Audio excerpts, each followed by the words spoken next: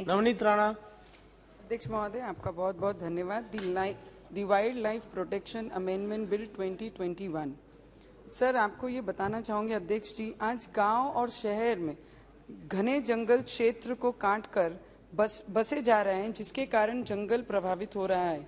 जंगली प्राणी का क्षेत्र कम होते जा रहा है। महाराष्ट्र राज्य में मेलघाट सबसे बड़ा घने जंगल क्षेत्र है, जो मेरे संसदीय क्षेत्र अमरावती में एक भाग है, तथा गढ़चिरौली, यवतमाल, चंद्रपुर ये सभी टाइगर रिजर्व एरियाज हैं। मेलघाट परिसर में जो टाइगर रिजर्व एरिया है, आदिवासी छोटे छोटे गांवों में एक बड़ी आबादी रहती है। खेतीबाड़ी का काम करके वो जंगल में ही अपने परिवार के साथ रहती है, पालन पोषण करती है। अध्यक्ष जी, मेरी आपके माध्यम से सरकार से ये विनती है कि जल्द से जल्द उल्लेखित आदिवासी गांव जो मेलघाट टाइगर रिजर्व एरिया के अंदर आता है, उन्हें पुनर्वसन किया जाए, क्योंकि जंगल परिसर के अंदर जो गांव आते हैं उन्हें किया जाए तो वहां के वन्य प्राणियों को भी सुरक्षा मिल पाएगी।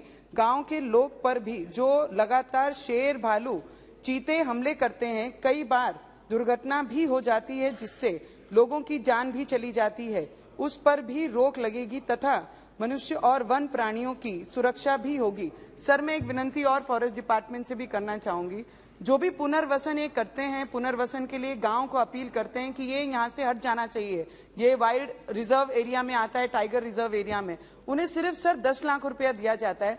आज के पीरियड में 10 लाख रुपए में अगर वो पुनर्वसन करते हैं तो शहरों में जाकर वो 10 लाख रुपए में क्या करेंगे। तो मैं विनती करूंगी फॉरेस्ट डिपार्टमेंट से उसे बढ़ाकर 20 लाख रुपया किया जाए, जिससे वो अपने परिवार को एक सुरक्षित जगह पे जाकर अपना घर बनाया जाए, जहां पे वो आराम से रह सके।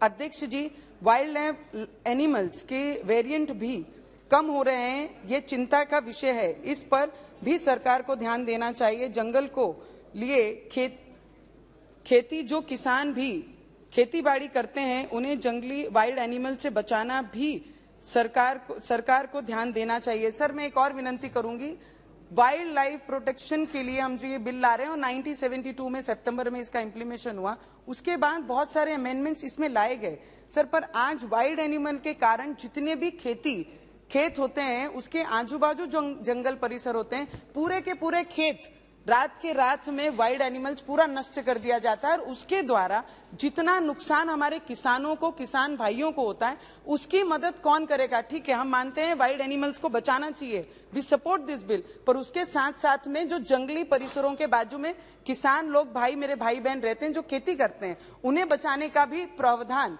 हमारे डिपार्टमेंट में लाना चाहिए। ऐसी मैं हमारे डिपार्टमेंट से मांग करती हूँ। अध्यक्ष जी, माननीय मंत्री महोदय को बताना चाहूंगी कि अंजनगांव बारी, sir 1 minute please sir, Anjangaon बारी, गोविंदपुर, भानखेड़ा, वडाली, चांदूर रेलवे, चिकलदारा, अंजनगांव सुरजी, दरियापुर और परतवाड़ा, ये सभी क्षेत्रों में इस तरीके की समस्या हमारे किसान भाइयों को होती है। Sir, last 1 minute sir. अध्यक्ष जी, महाराष्ट्र सहित देश के अंदर सभी जगहों पर जंगलों से रास्ते होकर गुजरते हैं। रास्तों में भी दोनों साइड फेंसिंग करानी चाहिए, क्योंकि जंगली पशु कई बार सड़क पर आ जाते हैं, जिससे दुर्घटना हो सकती है सर। और उससे ज्यादा मैं एक चीज और बताना चाहूंगी, जिस क्षेत्र को मैं बिलोंग करती हूँ, वहां पर मिनिमम 45 to 80 डिग्री धूप होती है, और जहां पर पानी की समस्या से सभी वाइल्ड प्राणी गांव में एंट्री करते हैं, रोड पे आते हैं, उससे दुर्घटना उनकी भी होती है।